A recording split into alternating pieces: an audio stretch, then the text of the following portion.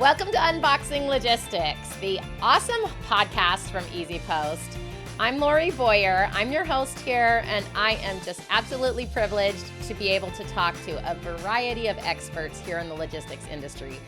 We cover all the topics that you could imagine. Such a cool and complex industry, and today is absolutely no different. We are going to be diving into the world of robotics. So cool, so futuristic, and as my guest today, I have brought on the ultimate guru of robotics, Jonathan Briggs. Jonathan, why don't you go ahead and introduce yourself? Wow, I mean, what an intro. I feel like it's all downhill after this, but Roy, pleasure to be here. Thanks for having me. Jonathan Briggs, and I'm Vice President of Sales and Solutions at Nimble, and Nimble is in the process of rebranding to Nimble Autonomous Industries, or shortening that to Nimble AI, just to educate the viewers in the new year. And a little bit from my background perspective is I have kind of three sectors in my career: small package and parcel transportation, e-commerce fulfillment, robotics, and Nimble. I roll all of my life's experience up under one as I oversee our sales and solutions. And really what that encompasses is our, obviously selling our solutions and then developing our solutions. And I oversee product for our technology that customers face with, and our transportation strategy. So that's a little bit about who I am, and hopefully I can live up to that warm introduction you gave me. Oh, you're going to do awesome. We're going to talk today, everybody. Really glad you're here because we're going to talk about kind of robotics. It's beginnings. It's, where we're at, the state of robotics, the whole evolution, and what the future's looking like for robotics. Whether you are a small business and barely even tinkering with the idea of robotics, to if you are the most massive unit out there and want to go fully remote, you're like, I don't want to see another human face again. We're going to talk about what that means for you, what that looks like in the industry. So really exciting, really fun, interesting topic. But as always, before we get going, one of my favorite segments, and I know our community just really loves it too, Jonathan, is getting to know our cohort here in the industry. It has been super fascinating to learn about all the different people here in the logistics industry. So, Jonathan, in season 2, we're in our second season here at Unboxing Logistics. In season 2, I am asking all of my guests 2 simple questions, and so I'm going to do the same with you. The first question is, tell us what you were like in high school. Wow. Very different than what I am today. Let's put it that way. From a physical standpoint, probably 100 pounds less than I am today. So I think that's all of us. So yeah, that's good. There's definitely that. But I don't know that I deviated all that much. I was fortunate enough to accidentally start my career in high school as what I thought was a summer job, and loading and unloading trucks at UPS. And here I am 20 some years later, I'm still in some form or fashion in logistics. So, I started this journey when I was in high school, so I haven't deviated all that much. Wow, that's amazing. So if you won the lottery today, how would your life look different? Well, I probably would not be working in robotics anymore. I would probably coach middle school or high school sports, most likely basketball. Interesting. Yeah, interesting how you dove right into middle school sports. That's just crazy, Jonathan. My kids are middle school, and they're going to be in 7th grade next year. So I would coach my kids. Basically, was the moral of that story. Nice. I got roped into this thing a couple years ago. Had 2 of my sons make basketball team, and they got put on 2 different teams because there's a little bit of different of a skill set. Mm-hmm. And the lesser of abilities guy, they didn't have a coach, and so I'm like, you know what? I'll step up and do it. And you want to talk about using technology? My second year, I invested in an AI camera, and could record all the action and capture all the stats, and we'd review film with 5th graders. That's how. This is how crazy things can get, and how next level we'll try to take it. But I would if I didn't have to travel all the time and could be home and commit to it, I would coach school, middle school or high school level sports, and probably basketball. That's crazy. So, high school's out there, middle school's out there. If you're wanting a tech AI driven mega coach, give Jonathan a ring because I guess I shouldn't expect anything less Yeah. from our robotics. So, okay, let's dive into then this whole topic of robotics. Before we even start, it's really important to us here at Unboxing Logistics that people come away with, real takeaways, things that they can implement into their day-to-day work. What are your key takeaways that you want to share with our audience today? Well, for sure, you need to figure out ways to improve your four walls process of your warehouse. That doesn't necessarily mean AI and robotics, but in some level, you've got to either figure out ways to do things more efficiently, more effectively, and more ergonomically, because the labor force is tapped and they're maxed out, and as we continue to increase, direct to consumer and e-commerce as a percent of overall sales things, it's going to continue to introduce more inefficiencies as you're picking one and two items in order and shipping them to a cul-de-sac in a small little box or a poly bag or whatever the case may be. So you've got to figure out ways that will continue to improve that throughput and that capability and do it with less people. And then again, that could be as simple as going from non-WMS to a WMS. That could be, going to some level of adding a conveyor belt to somebody who doesn't have a conveyor belt, to, material handling equipment and full on robotics and sortations and all different things. So just wherever you're at in your journey, you need to go next to the next level of wherever you're at, right? And so I think that's one. There's always a next level, right? There's always a next level. Awesome. Okay. Did you have another one, Jonathan? I do, and this is so this is outside of the four walls, but tied to four walls, is really looking at and diversifying your transportation strategy. If you're not doing a multi-carrier strategy in 2024, like, you are seriously overspending and overpaying and negatively impacting your customer base. And so, so my suggestion there is, if you're tied to one carrier and you're using their shipping software, you should get into the place of a multi-carrier platform, and then that can open the door to a second and a third option, either directly with a carrier or through all the exciting programs that exist, like UPS DAP, or some of these things where you maybe sign up with one carrier and use the platform's carrier mix and stuff like that. So those are two, like, if you're at the bottom of the bottom, you don't have a WMS and you don't have a TMS, like, those would be like, let's do that in 24 type of a thing. Yeah, absolutely. And I would say with the multi-carrier mix, with today's, everything from geopolitical to natural disasters to, we experienced it in COVID, but the risk management element as well. It's not just going to save you a lot of money to make sure you're diversifying, but it can really help with risk management or labor disputes. We've seen that recently. So awesome. Those are great, and I'm going to circle back to them. But before we even move further into that, I want to talk a little bit about robotics specifically. So tell me about the past of robotics. How did robotics kind of first start getting into the logistics industry? What did it look like 10 years, 20 years, I don't know, 100 years ago? Wherever you want to start, tell me about the past, and let's talk a little bit about how that's changed. Yeah, they're not new. They've been around, especially industry, maybe not necessarily logistics, but they've been around industry since the early 60s.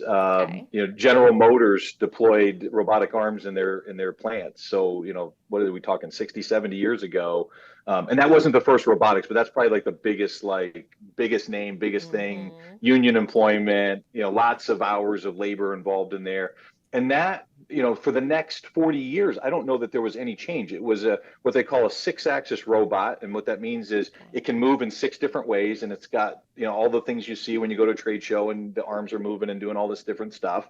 And that was about precision and doing a repetitive motion task, right? So I would, in that scenario, maybe it was a weld, or it was a hold the door for somebody to attach something. And it did one task all day, every day, 24/7.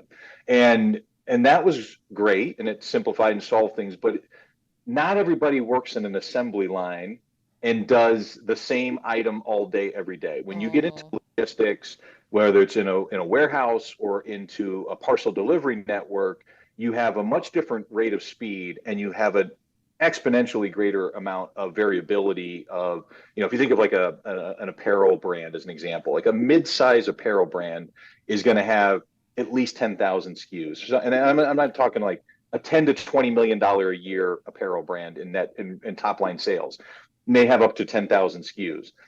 And so having this capability of putting in an automation in there that for 40 years did one task all day, every day, that's why we didn't see it be adopted. One, they're very expensive, and two, it was very precise and repetitive. And so we really, if you fast forward to where we're at in like, the e-commerce and distribution landscape, it's like the early 2000 mark with Kiva was really that next big thing that happened, and what they created was called a goods to person solution.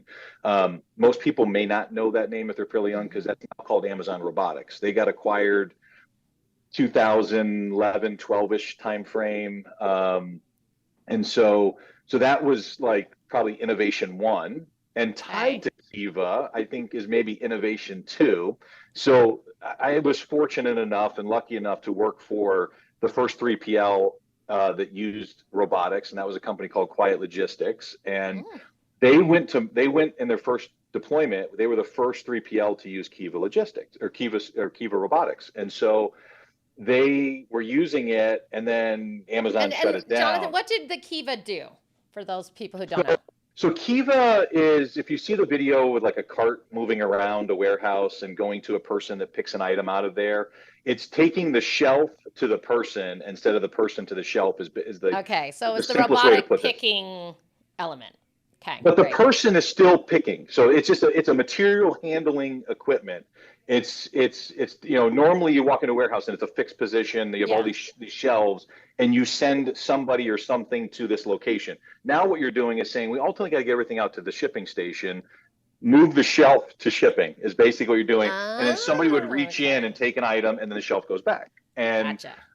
And so that's where it started. Well, as a result of Amazon buying that and then decommissioning it for the rest of the customers to use, that opened the door for what became Locus Robotics, that spun out of Quiet Logistics. And so that is then put into motion what is called AMR, or autonomous mobile robotics. Again, a material handling equipment. A little bit misnomered, I think, in calling it a robot, because all it's doing is moving something from point A to point B. And it's more of like a conveyor belt that can go anywhere. So still Hmm. super innovative and efficient and everything like that. And that's probably an entry way for people to get into robotics. They've had a lot of mass deployments because of being able to come into a brownfield environment. But really, the last 5 years or so is where we've seen this explosion of artificial intelligence and what we would refer to as full task robotics, where a robot can now do a full task of a person end to end. And now it's not just moving an item around a warehouse to make it a little bit more efficient. It's about now we can displace people out because they can fully do the functionality. So what's happened now in AI, to go back to the 1960s robot that we talked about with GM, is we've now taken human-like skills through artificial intelligence and transferred to this rigid, precise robot that was a six-axis robot. And now we all these things we take for granted, like our eyes, now called a vision system in the robotics world. And most of what we need to know to pick something up happens through our eyes, right? We see something, our brain knows, oh, that's heavy, bend with your knees. Oh, that's light, you can just pick it up with two fingers. All that. So you take a vision system and now you start programming it to recognize all these tens of millions of different items, to say this is heavy, this is light, this is soft, this is fragile. And that's one. And then now you start introducing the dexterity, the hand type stuff that we really take for granted, of how soft or hard to grip something, how much force. So now things like sense of touch and force control and motion, and take into account things like swing factor and all these things. And so that's really been exploding over the last maybe a little bit longer than 5 years, but really COVID set that thing on fire, and lots of investment dollars got into motion. Everybody was dropping out of PhD programs to start companies and trying to figure out, right? Because you think about it, there was months in 2020 that people couldn't even report to a warehouse. We were shutting states down, and then all of a sudden everybody's at home, not working, has extra money, still getting paid, has all this time on their hands, and they're buying like crazy. Warehouses are shut down, and demand's at all-time highs. And so people are like, we've got to figure this thing out. And so now artificial intelligence is transferring the human-like skills, and now we can do a full day's work, so to speak, of a person, and we can pick things, and we can lift things, and we can move things, and we can pack things, and all these things. And that's really where it's starting to get exciting, and the future is now, and we can really start to impact an operation and start getting closer to this dream state of a lights out warehouse. Okay, so wow, there was so much in that, and I have a few takeaways right off where I'm going to have people saying, Jonathan, you talked about it replacing people. Isn't that a problem? What is this going to do for our jobs? What about we love our labor, and while labor is a constant struggle for us in the logistics industry, a constant struggle.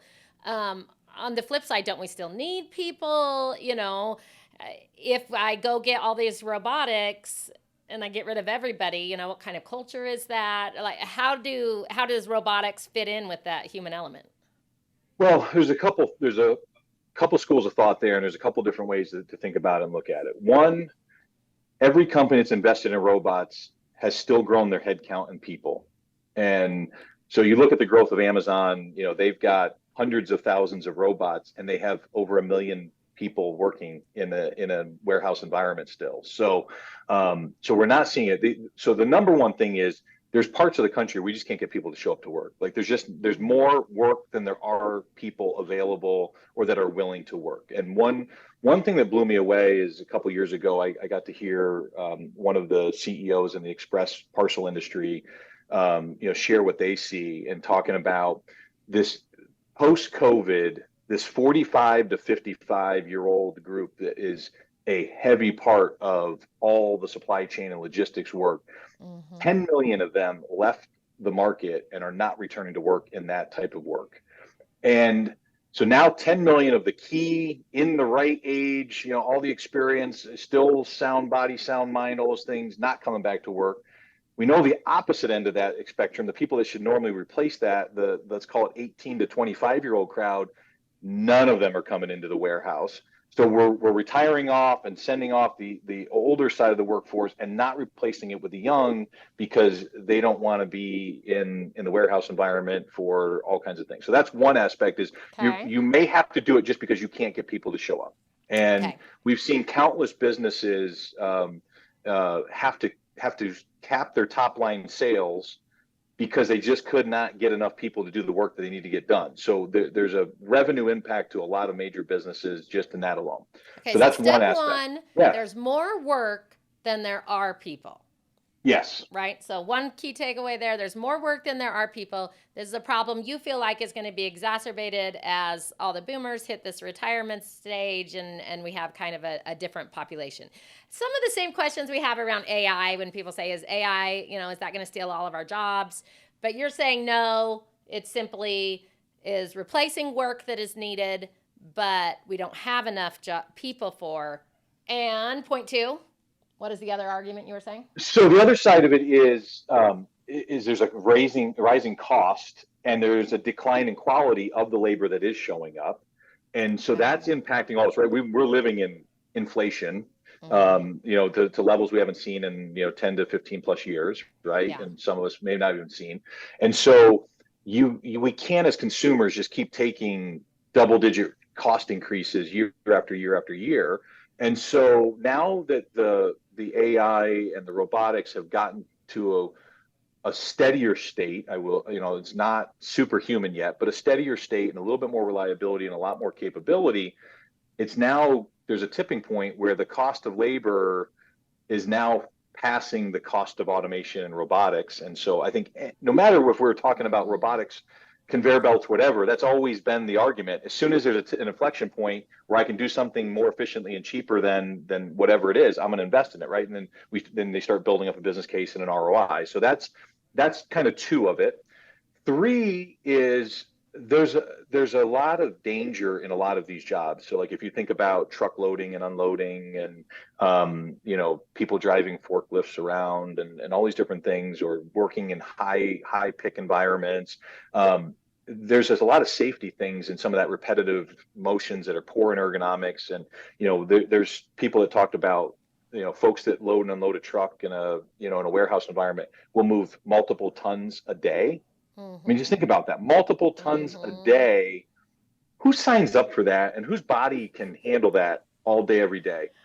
And so, like Jonathan, in the case of, I've been watching. So I just recently moved to Texas, and okay, a house across the street from us is being built, and it is fully brick. And we have been watching the people throw these massive piles of bricks up, floor by floor, up to each other, these big old stacks. And I said that exact thing. Obviously, that's not a warehouse, but it's the same sort of, I'm like, my word, their bodies must hurt hour after hour just throwing these massive bricks up, flights to one another. And it is. I can see how if you had some sort of robotic system, so much easier on your body. So anyway, I just thought that was no, great. I'm glad, and because there's automation happening there too. Like we're seeing it in the trades. Everywhere you look, there's shortage of labor. There's injuries and accidents and all these different things, right? And so now what we do is we get rid of jobs that people aren't showing up for, people are getting hurt doing, don't want to do, high turnover, low morale.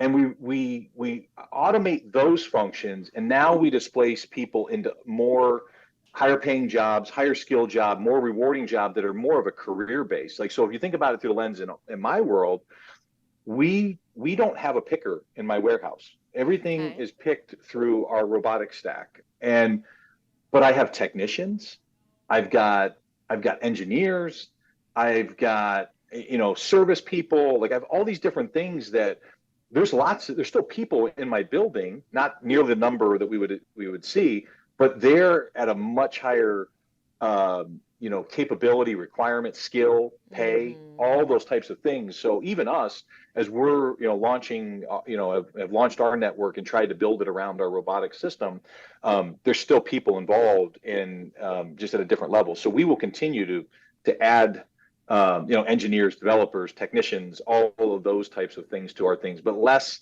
of the laborious, painful type of things. And then in between there, most everything has got some form of hybrid approach where people and the systems are able to interact and work together. And so there's still manual things that we do in our warehouse, and we will probably do for a long time to come, that they can do their job and the robots can do their job. And so, what I notice when I walk through a warehouse like ours, very quiet.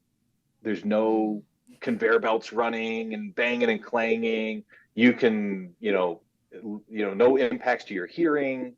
The work that's being done is, even the physical stuff is still very ergonomic. It's very, I think the morale is very high. And so, that helps us in retention and recruiting and all those things. So, for all the people that say that it's killing jobs, just fear mongering, it really is. Yeah. It's here, just like AI, for other aspects, right? What we do is AI in the robotic space, but even AI and all the chat bots and all the other things we do, they're not. We're not getting rid of the people that are doing all that other work. There's still lots of work to be done. Okay, so I'm like keeping you in the hot seat today.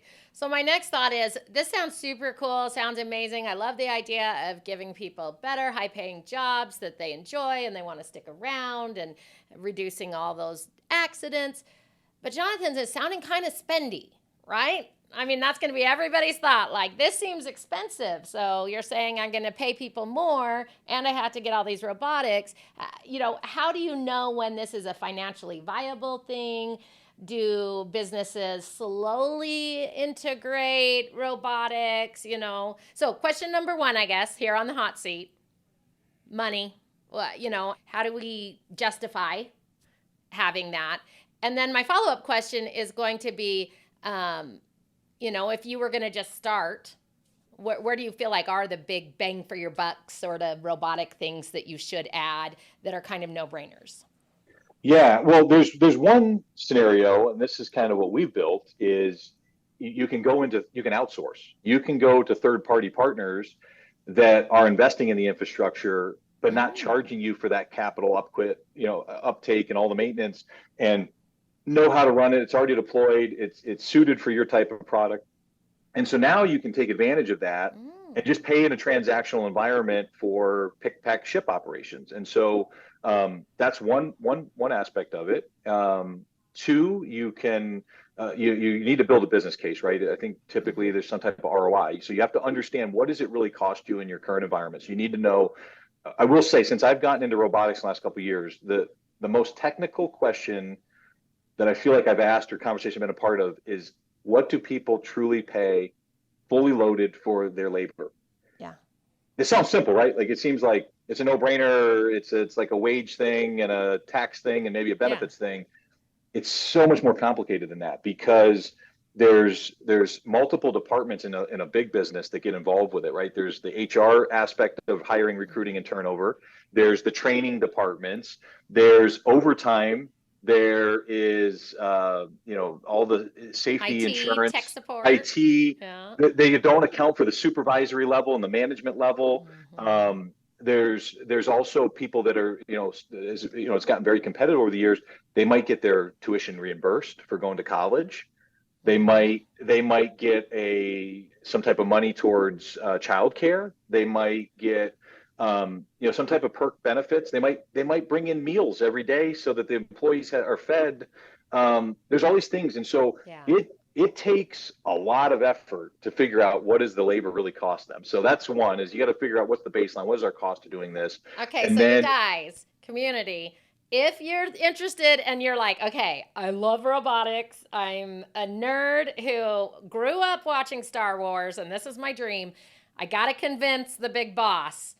You got to get that business case. Think about the full range of costs of your employees. Don't just be like, oh, here's my salary, here's our benefits, this is how much we're doing. Look at it holistically. Love that point of view. Okay, Jonathan, go ahead. Sorry, I interrupted you. No, please, at any time, stop me. That's a great call out. So one, understand the labor. There's other aspects of it. So, like, for example, with our solution, we completely redefined the warehouse. So we got rid of racks, we got rid of aisles, we work vertically, 30 feet high in all of our buildings. So we shrunk our building down by 72, 73% the size of my peers in the industry to get the same throughput in terms of volume coming, of units shipped and orders shipped. So if they were going into a new building, and I'm now, say, going from 500,000 square feet to 125,000 square feet, you need to understand, what I just do to my square footage cost. What did I just do to my electricity and utilities and insurance and all that other stuff?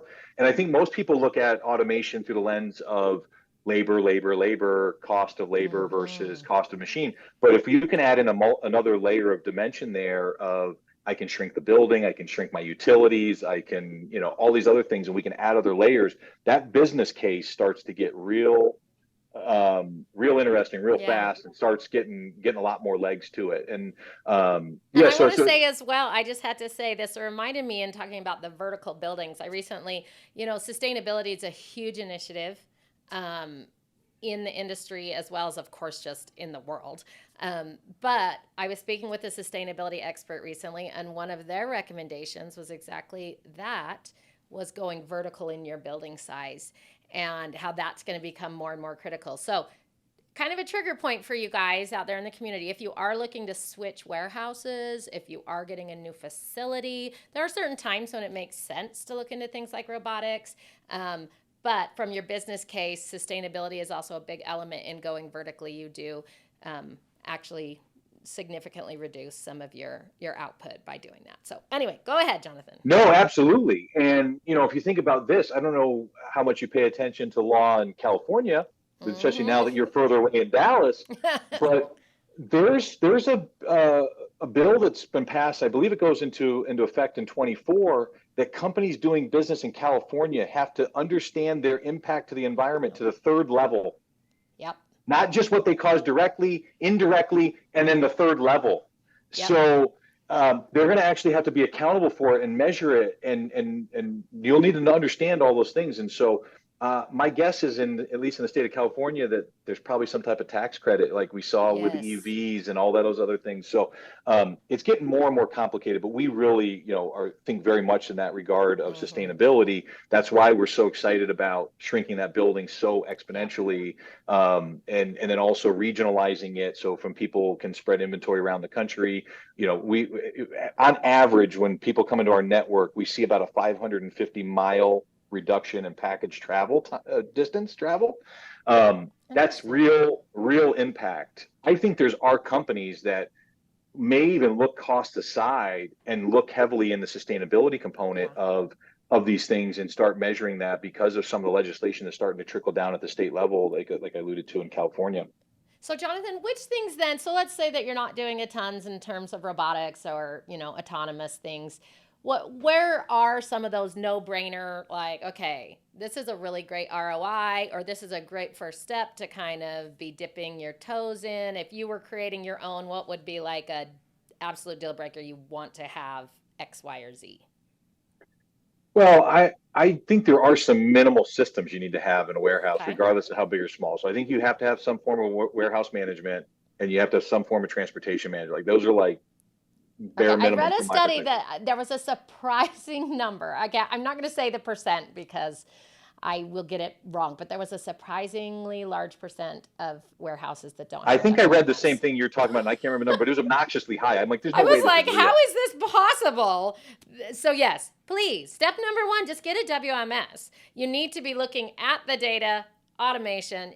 There's so much out there for you. So great. I think that's great. And the alternative to that is, I think there's a strong, this year 24 is probably the strongest use case ever in terms of looking to outsource your fulfillment, right? Because Okay, why so? well, a couple things. Cost of capital is really high, right? So people that are owning buildings and stuff like that, I mean, the interest rates and everything like that, you can put that money to use somewhere else. So that, sell off that building, outsource, and do other things. One, transportation, as you live in this space, the rate of inflation and cost over increase, and it used to be GRIs were once a year. They're like once a week now. I mean, really, that's what it feels like. At least it does. So it's just transportation side of it, and then just getting all that critical mass and that expertise of all these high level systems. If the percent is true of what we talked in that study, it was north of 50%. Yeah. It was too high. You Yeah. guys should be getting that for sure. Step one, if you haven't done that. Yeah, because if you think about all the licenses of WMS and the licenses of TMS and all those different things, like maybe those do get a little bit in your way. But if you go into somebody that's part of their core business, you're going to get all of those things. You're going to get multi-carrier rate shopping. You're going to get new age technology and automation that's going to continue to iterate and innovate. Because really, even in our world, when we deploy a feature, it's already like too late. Like the rate of change is so great. Like, so we're constantly iterating and doing things, and we're a tech company that has an operations department. Imagine if you have none of those things, and and you spent 2 years trying to figure out which WMS to buy. By the time you've deployed that WMS, you've already got the wrong WMS. Like, it really, I mean, it's really kind of the rate of things that's happening. Yeah, I spoke recently, a really interesting guest talking about product, and they shared that sometimes you got to go for the quick wins, because with how quickly things evolve, when you do hold off for several years, by the time you get it implemented, it is out of date. And even in the sustainability field, we talked about, don't lock into 5-year contracts on your fuel, because 5 years from now, there may be something better out there. And so it is a little bit of, just take a little step, get in the door a little bit. Tell me, we're running a little low on time, so I want to make sure I hear your predictions for future of robotics. And by the way, I do want to say, okay, this is not even this is going to be a shout out for Nimble. Your website's so fun to look at because you have fully automated 3PLs. It like kind of blows my mind. So I would say go onto their website and look at it because you could just see the robots going everywhere. The vast majority of you are probably not at that place where you're going to have a fully automated 3PL, but it is crazy because I see those kind of future things. So is that what you're seeing is coming, Jonathan? Are we going to continue? Do you feel like we're going to get more hybrid? What are your predictions? Jonathan Briggs predicts the future of robotics right here, everybody. Let's hear it. Well, I'll just do it through the lens of the strategy and roadmap that I own in our business. Okay. And I think this will be, cover a lot of bases, right? So we've solved picking to date, and we've solved building size, storage density, all those things. So then we've got a roadmap. We've now have deployed robotic pack out. So we've got a product profile that if it's soft goods going into a poly bag, we can pick through ship without a person touching that product. So pick through ship without ever a person touching. That's crazy. That's it. And so because it'll go into an auto bag, it self labels right out of our TMS, and then it self seals, and then it goes out of chute, and it's waiting for the carrier to come pick it up. So we will continue to invest in improve that capability to where we can get less and less people at pack out. Then we go from there. We're doing robotic sortation for the parcel carriers. I want, we need, the more that we can take work out of parcel carriers, the more you can on your cost, because they really want you to do more stuff for them, right? And if you do it cheaper than they can do it, they'll give you a discount for it. So sorting beyond, which carrier and service level, get into zip codes and states and regions and do some. So we'll do some robotic sortation. Trailer loading and unloading's on the docket for us, so we can get people off. That's where most of my personnel sits, on the dock between receiving, packing, and shipping. That's where our headcount is today. And so, and then from there, as I said, we kind of rebranded the name of being Autonomous Industries.